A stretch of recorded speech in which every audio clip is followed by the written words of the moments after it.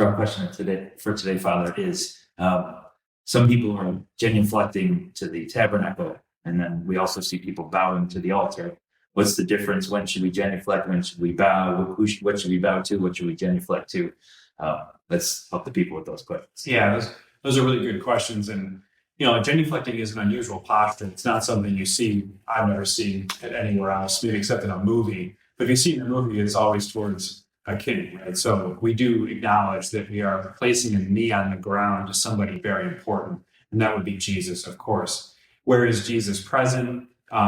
Most substantially, most beautifully present to us is in the Eucharist, which is housed in the tabernacle. So if we're genuflecting and right knee on the ground, when we walk in the church, we make a genuflection before entering the pew. We're not genuflecting to nothing or even to the altar. We're specifically genuflecting to the tabernacle.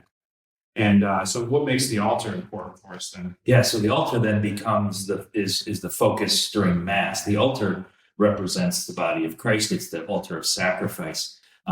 And so you'll often see us bow every time we cross in front of the altar or every time we cross behind the altar. Every time we enter the sanctuary, come closer to the altar, we pause and we bow at the waist to reverence the altar as a symbol of the body of Christ and as the altar of sacrifice. And actually during the Mass, that becomes the focus. The focus is no longer on the tabernacle, the shiny gold object in the corner. The focus during Mass becomes the altar because that's the focus of what we're doing during Mass. Yeah, because actually at Mass, we're really making that sacrifice present to us through the Holy Eucharist. So that does become that central focus, which is also why it's placed in the middle of the church.